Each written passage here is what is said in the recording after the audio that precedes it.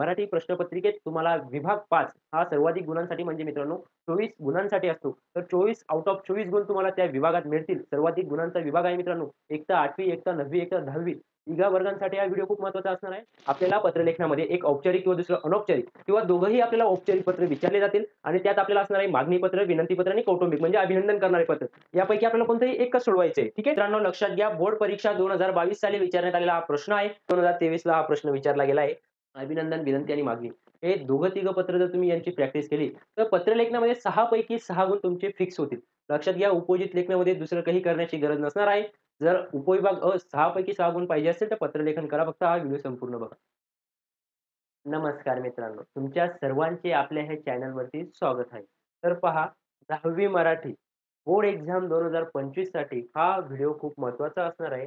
यात आपण पहा मित्रांनो पत्रलेखन कसे करावे आणि पत्रलेखनाचे 6 पैकी 6 गुण तुम्हाला कसे मिळतील हे आपण पाहणार आहोत. त्याचबरोबर लक्षात घ्या, कृतीपत्रिका मराठी प्रश्नपत्रिकेत तुम्हाला विभाग 5 हा सर्वाधिक गुणांसाठी म्हणजे मित्रांनो 24 गुणांसाठी असतो. तर 24 आउट ऑफ 24 गुण तुम्हाला त्या विभागात मिळतील. सर्वाधिक गुणांचा विभाग आहे मित्रांनो. एक तर 8वी, एक तर 9वी, एक तर 10वी तिघा वर्गांसाठी हा व्हिडिओ खूप महत्त्वाचा असणार आहे. लक्षात घेऊन घ्यायचे तुम्ही. ठीक आहे? तर सुरुवात करूया आपल्या या व्हिडिओला. पहा उपयोजित लेखन. कृतीपत्रिकेतील उपयोजित लेखन या विभागात 3 उपविभाग असतात. ते म्हणजे अ, आ, इ हे 3 विभाग असतात. लक्षात घ्यायचे. ठीक आहे. तर पहा यात पहिल्या विभागात पत्रलेखन आणि सारांश लेखन असते. आपल्याला पत्रलेखनामध्ये विचारले जाते औपचारिक किंवा अनौपचारिक पत्रलेखन. त्याचबरोबर अफटीत उतारा जो दिलेला असतो, त्याचं आपल्याला सारांश लेखन करण्यास सांगितले जाते. दोघांपैकी आपल्याला कोणतीही एक कृती करायची आपल्याला 6 मार्क मिळतील मित्रांनो 6. ठीक आहे. त्याचबरोबर दुसऱ्यामध्ये आपल्याला जाहिरात लेखन, बातमी लेखन आणि कथा लेखन. लक्षात घ्या, जाहिरात लेखनमध्ये आपल्याला एखादी शब्दावरून, एखाद्या विषयावरून जाहिरात लेखन करण्यास सांगितले जाईल. बातमी लेखनामध्ये आपल्याला एखादी घटनावरून, एखादी प्रसंगावरून आपल्यास बातमी लेखन करण्यास सांगितले जाईल आणि कथा लेखनावरून आपल्याला शब्दांवरून किंवा एखादी दिलेल्या मुद्द्यावरून आपल्यास कथा लेखन करण्यास सांगितले जाईल. त्याचबरोबर प्रसंग लेखन जो आपला ई आहे, त्यात आपल्याला प्रसंग लेखन हे पहा मित्रांनो कोणत्याही 2 कृत्या सोडवण्यास सांगितले जातील आणि 10 गुण असतील आपल्याला लक्षात घ्या. ते आपल्याला 10 आउट ऑफ 10 पाडायचे. प्रसंग लेखनमध्ये आपल्याला एखादी स्थळाचे प्रसंग लेखन करण्यास सांगितले जाईल, एखादी समारंभ, त्याचबरोबर एखाद्या गोष्टीचे आत्मकथन करण्यास सांगितले जाईल. एखादी मी वृक्ष बोलतो याचे आत्मकथन करा. अशा प्रकारे वैचारिक लेखन म्हणजे तुमच्या विचारांचे लेखन करण्यास सांगितले जाईल. याला आहेत तुम्हाला 8 गुण मित्रांनो लक्षात घ्यायचे. तुम्हाला 8 आउट ऑफ 8 गुण याच्यात मिळवायचे.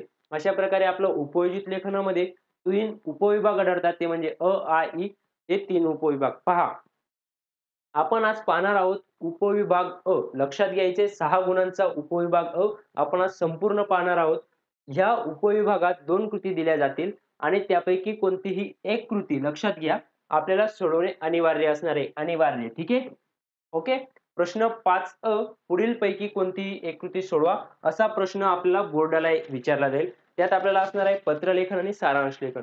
पत्रलेखनामध्ये आपल्याला 2 पत्रलेखन दिले जातील. एक औपचारिक आणि दुसरं अनौपचारिक. ते आपण पुढे पाहूया आणि सारांश लेखन आपल्याला अपठित गद्य उतारा दिलेला असतो. त्यामध्ये आपल्याला सारांश लेखन त्या अपठित उताऱ्याचे सारांश लेखन आपल्याला करण्यास सांगितले जाते आणि ते आपल्याला करायचे असते. त्यालाही 6 गुण.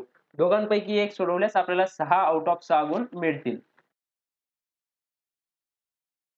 पहा, पत्रलेखनात मागणी, विनंती, कौटुंबिक या पत्रांपैकी एक औपचारिक व दुसरं अनौपचारिक किंवा दोन्ही औपचारिक असे 2 प्रकारचे पत्रविषयक कृती स्वरूपात दिले जातील. त्यापैकी कोणतेही एक प्रकारचे पत्र आपल्यास लिहायचे आहे. पहा लक्षात घ्या एकदम सोपं आहे.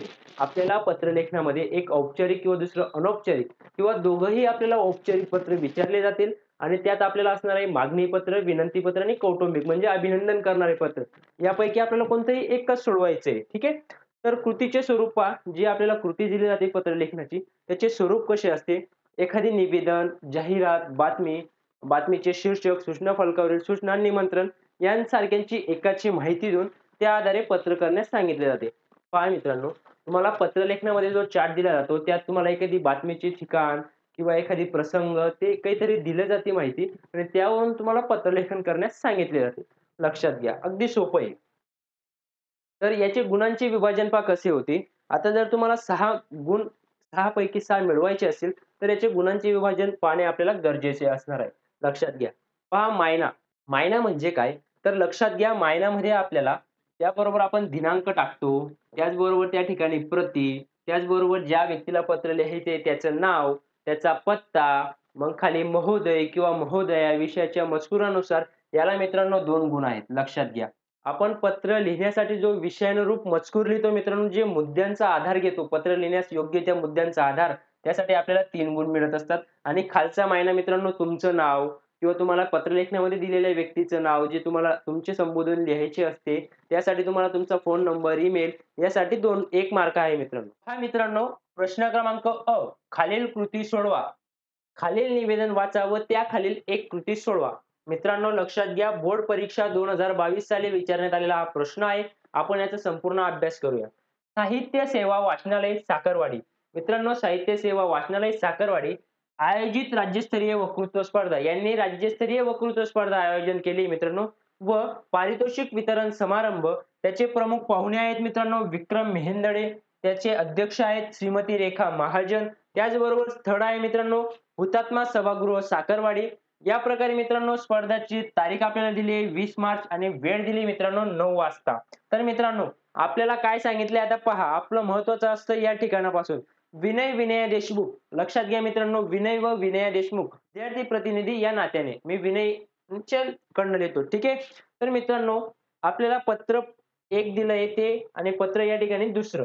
तर पहा मित्रांनो पत्र एक विद्यालयातील 5 विद्यार्थ्यांना वक्तृत्व स्पर्धेत सहभागी करून घेण्यासाठी आयोजकांना विनंती करणारे पत्र लिहा. तर मित्रांनो काय सांगितलंय आपल्याला लक्षात घ्या की विद्यालयातील 5 विद्यार्थ्यांना विद्यालयातील जे 5 विद्यार्थी आहे त्या विद्यार्थ्यांना वक्तृत्व स्पर्धेत सहभागी करून घेण्यासाठी जे आयोजक आहेत मित्रांनो कोण तर साहित्य सेवा वाचनालय साखरवाडी या ठिकाणचे जे आयोजक आहे त्यांना आपल्याला एक विनंती पत्र लिहायचे की आमच्या 5 विद्यार्थ्यांना सुद्धा सहभाग करून घ्या. आणि दुसरं पत्र आहे मित्रांनो आपलं वक्तृत्व स्पर्धेत प्रथम पारितोषिक मिळालेल्या तुमच्या मित्राला किंवा मैत्रिणीला जर मित्रांनो तुमचा मित्र किंवा मैत्रीण या स्पर्धेत गेले असतील राज्यस्तरीय वक्तृत्व स्पर्धा आणि त्या ठिकाणी जर त्यांना प्रथम पारितोषिक मिळाले असेल तर त्याला अभिनंदन करणारे पत्र आपल्याला या ठिकाणी लिहायचे. मित्रांनो पहिले आपण विनंती पत्र म्हणजे या पत्राला सुरुवात करूया ठीक आहे. पहा मित्रांनो औपचारिक पत्र विनंती पत्र आपल्याला पहिले सुरुवात मित्रांनो कुठून करायची तुम्हाला सांगितलेलं आहे. दिनांक मित्रांनो आपण टाकायची 15 मार्च 2022. मित्रांनो लक्षात घ्या दिनांक टाकण्याची पण एक काहीतरी कला असते. मित्रांनो ती कला पहा की या ठिकाणी आपल्याला कार्यक्रम कधी मित्रांनो 20 मार्च तर आपण दिनांक काय टाकले त्या अगोदर 5 दिवस नाही तर तुम्ही जर कार्यक्रम झाल्यानंतरची तारीख टाकली मित्रांनो तर मग कार्यक्रम झाल्यानंतर कोणाचा सहभाग करून घेणार ओके. त्यानंतर प्रति त्यानंतर डॉट दिला मित्रांनो माननीय आयोजक साहित्य सेवा वाचनालय साखरवाडी. मित्रांनो हा जो मजकूर आहे तो आपल्याला दिलेला आहे तो कुठं दिलाय मित्रांनो हे पहा साहित्य सेवा वाचनालय साखरवाडी आयोजित. मित्रांनो मग आपण तो घेतला तसा तसा मग विषय मित्रांनो मजकुरानुसार विद्यालयातील 5 विद्यार्थ्यांना स्पर्धेत सहभागी करण्याबाबत महोदय किंवा महोदया हा ठीक आहे विद्यार्थिनी लिहितील तर महोदया लिहितील. मी विनय किंवा विनया देशमुख राष्ट्रीय विद्यालयामध्ये इयत्ता 10वी मध्ये शिकत असून विद्यार्थी प्रतिनिधी या नात्याने लक्षात घ्या सदर पत्र विद्यालयाच्या मुख्याध्यापकांच्या परवानगीने लिहित आहे. अगदी सोपं आहे काही जास्त काळजी करण्याची गरज नाहीये. सर्वप्रथम आपल्याला दिनांक लिहायची आहे. मागच्या पाहिल्या आपण 20 ला ही स्पर्धा आहे आपण 15 ची दिनांक टाकू. त्याचबरोबर प्रति आणि माननीय आयोजक साहित्य सेवा वाचनालय साखरवाडी हा झाला मित्रांनो मजकूर. त्याचबरोबर यातला विषय काय आपल्या विद्यार्थ्यांना 5 विद्यार्थ्यांना सहभागी करण्याबाबत. मग महोदय मग त्यांनी लिहिलंय की मी विनय तुम्ही सांगायचंय मी विनय देशमुख विद्यार्थी या प्रतिनात्याने आपल्याला पत्र लिहित आहे की आमच्या विद्यालयातील 5 विद्यार्थ्यांना तुम्ही स्पर्धेत सहभागी करून घ्या.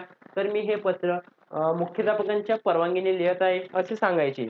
त्याचबरोबर मागच्या आठवड्यातील आपल्या जाहिरातीमधून आम्हाला कळाले की साहित्य सेवा वाचनालय साखरवाडी आयोजित राज्यस्तरीय वक्तृत्व स्पर्धा आयोजित करण्यात आली. मग मित्रांनो तुम्हाला त्यांना सांगून द्यायचं की आम्हाला हे कसे कळाले मी दिलेल्या जाहिरातीमधून कळाले की तुम्ही त्या ठिकाणी राज्यस्तरीय वक्तृत्व स्पर्धा घेतात तर आमच्या विद्यालयातील 5 विद्यार्थ्यांना सुद्धा या स्पर्धेत सहभागी करून घ्या. अशा प्रकारे तुम्ही माहिती सांगायची. आमच्या शाळेतील काही विद्यार्थ्यांना या स्पर्धेत सहभाग घ्यायचा आहे तरी मी आपल्याशी अशी विनंती करतो किंवा करते मुलगी असेल किंवा मुलगा असेल सदर विद्यार्थ्यांना स्पर्धेत सहभागी होण्याची संधी देण्यात यावी. त्याचप्रमाणे उत्सुक विद्यार्थ्यांची नाव मी पत्रात नमूद करत आहे. विद्यार्थ्यांची नावं आहेत ते आपण खालीलप्रमाणे लिहिली आहेत मित्रांनो. अशा प्रकारे तुम्हाला अगदी सरळ आणि सोप्या भाषेत मित्रांनो हे पत्र लिहायचे आहे. अगदी सोपं आहे. तर मित्रांनो खाली लिहायचं कळवावे. या ठिकाणी कॉमा देऊन द्यायचा मित्रांनो. त्याचबरोबर आपला आपली नम्र विनय विनया देशमुख विद्यार्थी प्रतिनिधी या नात्याने आणि तुमचा मोबाईल नंबर आणि जो ईमेल असेल मित्रांनो तुम्हाला पत्र लेखनामध्ये दिला असेल तर तो वापरायचा नाही तर abc.com लिहून घ्यायचा तो पण चालतो. ठीक आहे. अशा प्रकारे सोपं पत्र आहे. तर पहा दुसरं पत्र पाहूया आपलं अनौपचारिक पत्र अभिनंदन करणारे पत्र. पहा मित्रांनो राज्यस्तरीय वक्तृत्व स्पर्धेमध्ये तुमच्या मित्राला प्रथम पारितोषिक मिळाले त्याबद्दल आपल्याला अभिनंदन करणारे पत्र लिहायचे होते. त्याचबरोबर आपण पहिले सर्वप्रथम दिनांक टाकू. तुमच्या मित्राचा पत्ता लिहायचा आहे मित्रांनो आपल्याला, पण तो आपल्याला त्या ठिकाणी दिलेला नाहीये, तो आपण मनाचा टाकू शकतो. आदर्श कॉलनी चाळीसगाव. सुरुवात करायची प्रिय मित्र अक्षय. त्या ठिकाणी नावही उल्लेख केलेला नाही. तुमच्या मित्राचं नाव तुम्ही टाकू शकता. सप्रेम नमस्कार लिहायचं. सर्वप्रथम तुझे खूप खूप अभिनंदन. पहा मित्रांनो पत्राची सुरुवात कशी करायची, ज्याने तुम्हाला 6 आउट ऑफ 6 मार्क पडतील. दिनांक लिहिल्यानंतर त्याचा पत्ता, त्याचबरोबर हे लिहिणं गरजेचं आहे मित्रांनो. प्रिय मित्र अक्षय, सप्रेम नमस्कार आणि सर्वप्रथम तुझे खूप खूप अभिनंदन. मित्रांनो प्रत्येक अभिनंदन पत्राला जर तुम्ही हा मजकूर लिहिला, तर तुम्हाला पैकीच्या पैकी या ठिकाणी मार्क मिळतील 2 मार्क. आणि पुढचे आपण मुद्दे. अक्षय तुला राज्यस्तरीय वक्तृत्व स्पर्धेत पहिल्या क्रमांकाचे पारितोषिक मिळाले हे ऐकून मला खूप आनंद झाला. अभिनंदन. लहानपणापासूनच तुझी वक्तृत्व शैली उत्तम आहे. तू तुझे विचार खूप छान मांडत असतो. एका उत्तम वक्त्याकडे असावे असे सगळे गुण तुझ्याकडे आहेत. पहा, सर्वप्रथम तुमच्या मित्राला अभिनंदन करा आणि सांगा, की ज्यावेळेस मला माहीत पडले, की तुला प्रथम पारितोषिक मिळाले मित्रा, तेव्हा मला खूप आनंद झाला अशा प्रकारे आणि तुझ्याकडे हे गुण आहेत. तू हे करू शकतो. तुझी मेहनत या ठिकाणी तू करतो आहे. अशा प्रकारे सांगा आणि जेव्हा मला कळाले, की तुला स्पर्धेत प्रथम क्रमांकाचे बक्षीस मिळाले, तेव्हा मला फार आनंद झाला. मला माहीत होते, की तू हे नक्कीच करू शकतो. या स्पर्धेत यशस्वी होशील. तू यासाठी खूप मेहनत घेत असतो. अशा प्रकारे सांगा मित्रांनो, त्याची मेहनत या ठिकाणी सांगा. ओके. आणि पहा पुढे, काका-काकूंना माझा नमस्कार सांग. अक्षय तुझे पुन्हा एकदा अभिनंदन. शेवटी पण एकदा अभिनंदन करायचे आणि गावी कधी येणार ते कळव. तुझा मित्र राहुल, अहिल्यानगर, जालना. संपर्क आणि ईमेल. अशा प्रकारे जर मित्रांनो तुम्ही हे पत्रलेखन लिहिले, औपचारिक आणि अनौपचारिक अशा प्रकारे जर तुम्ही पत्रलेखन केले, तर तुम्हाला आउट ऑफ 6 मार्क नक्की पडतील. लक्षात घ्या, सोपं आहे. आपल्याला पहिले पत्रलेखन विचारले जाते, ते म्हणजे विनंती पत्रलेखन आणि दुसरे अभिनंदन करणारे पत्रलेखन. पहा तुम्ही एक्झाम्पल घेऊ शकतात मित्रांनो दुसऱ्या पत्रांचा पण, की त्यामध्ये आपल्याला पत्रलेखन दिले, खालील निवेदन वाचावं, त्याखालील कोणतीही एक कृती सोडवा. जीवनज्योती विद्यालय नांदगाव.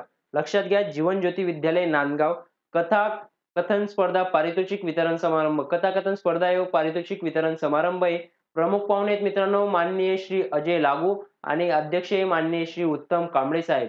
लक्षात घ्या संपर्क आणि त्यांना कोणाला करायचंय दीपक दीपाली माने. वेळ आहे दुपारी 4 वाजता आणि दिनांक 22 जुलै. तर आपल्याला पत्रलेखन लिहिण्यास सांगितले विद्यार्थी प्रतिनिधी या नात्याने. तर कोणाला लिहायचे पारितोषिक प्राप्त विद्यार्थी सुहास सुनीता देसाई यांचे अभिनंदन करणारे पत्र लिहा. ओके. पारितोषिक वितरण समारंभासाठी अध्यक्ष म्हणून माननीय उत्तम कांबळे यांना उपस्थित राहण्याची विनंती करणारे पत्र लिहा. पहा मित्रांनो, खूप छान आहे. पत्र लिहायचे आपल्याला अभिनंदन पत्र पहिलं पत्र. तर पहा या ठिकाणी जो सुहास आहे किंवा सुनीता देसाई आहे, यांना अभिनंदन करणारे पत्र लिहायचे. मग ज्या प्रकारे आपण मागचं पत्र लिहिलं त्याच प्रकारचं तुम्ही लिहू शकतात. पुढचं पारितोषिक वितरण समारंभासाठी अध्यक्ष म्हणून माननीय श्री उत्तम कांबळे यांना उपस्थित राहण्याची विनंती करणारे पत्र आपल्याला लिहायचे. जे उत्तम कांबळे साहेब आहेत आपले, त्यांना आपल्याला उपस्थित राहा या म्हणून पत्र लिहायचे. ते विनंती करणारे पत्र आहे. आपण मागे एक विनंती केली तसं सांगायचं, की साहेब सर्व विद्यार्थी तुमचे वाट पाहत आहेत, की तुम्हाला ऐकण्याची सर्वांची इच्छा आहे. तुम्ही खूप मार्गदर्शन करतात, खूप छान प्रकारे विद्यार्थ्यांना संबोधतात असे ऐकले आहे, वगैरे, वगैरे महत्त्वाचे मुद्दे टाकून तुम्ही हे पत्र लिहू शकतात. हा बोर्ड परीक्षा 2023 ला हा प्रश्न विचारला गेला आहे. संत गाडगे बाबा विद्यालय, संतभूमी चौक, अमरावती. शाळेचे विद्यार्थी मंडळ तर्फे आयोजित एकपात्री अभियान स्पर्धा. पहा शाळेचे जे विद्यार्थी मंडळ आहे, त्याच्यातर्फे मित्रांनो एकपात्री अभियान स्पर्धा आयोजित करण्यात आली आहे आणि 3 जानेवारी सकाळी 11 वाजता हे आहे. 3 जानेवारी रोजी सकाळी 11 वाजता. तर पहा अशोक आशा पवार विद्यार्थी प्रतिनिधी या नात्याने तुम्हाला 2 पत्र लिहायचे आहेत. एक म्हणजे स्पर्धेसाठी शाळेचे सभागृह उपलब्ध करून देण्यासाठी विनंती करणारे पत्र आणि शाळेच्या मुख्याध्यापकांना लिहा. ओके. पहा मित्रांनो जास्त करून तुम्हाला विनंती पत्र किंवा अभिनंदन करणारे पत्र विचारले जाते. तर या ठिकाणी तुम्हाला आता स्पर्धेसाठी शाळेचे सभागृह उपलब्ध करून देण्यासाठी मुख्याध्यापकांना विनंती पत्र लिहायचे. तर आपण जसा फॉर्मॅट विनंती पत्राचा पाहिला त्या प्रकारे लिहा तर प्रथम पारितोषिक प्राप्त स्पर्धक स्वाती किंवा सुजय देसाई यांचे अभिनंदन करणारे पत्र लिहा. पहा मित्रांनो, लक्षात घ्या 3 ठिकाणी आपण 3 पत्र पाहिलेत. 2022, 2023 आणि ते एक 2020 चं पत्र होतं. तर तिघा ठिकाणी आपल्याला प्रथम पारितोषिक प्राप्त विद्यार्थीचे पत्र लिहायचे आहे. तर मित्रांनो, सर्व ठिकाणी तुम्ही सारखं पत्र लिहू शकतात. काहीच हरकत नाही. फक्त नाव वगैरे चेंज होईल. तर अशा प्रकारे हा तुम्हाला होमवर्क आहे मित्रांनो. बोर्ड परीक्षा 2023 ला विचारण्यात आलेला प्रश्न. याची छान प्रकारे प्रॅक्टिस करा. त्याचबरोबर मागचे जे आहे त्याची सुद्धा प्रॅक्टिस करा. ओके. सोपं पहा, या ठिकाणी पण अभिनंदन देणारं पत्र आहे. त्याचबरोबर या ठिकाणी विनंती आणि या ठिकाणी पण पहा मित्रांनो, अभिनंदन आणि विनंती हे 2 पत्र खूप महत्त्वाचे आहेत. हे दोघं पत्र जर तुम्ही केले, लक्षात घ्या. अभिनंदन, विनंती आणि मागणी हे दोघं-तिघं पत्र जर तुम्ही यांची प्रॅक्टिस केली, तर पत्रलेखनामध्ये 6 पैकी 6 गुण तुमचे फिक्स होतील. लक्षात घ्या, उपयोजित लेखनामध्ये दुसरं काही करण्याची गरज नसणार आहे. जर उपविभाग 6 पैकी 6 गुण पाहिजे असेल, तर पत्रलेखन करा. फक्त हा व्हिडिओ संपूर्ण बघा. Thank you friends watching this video.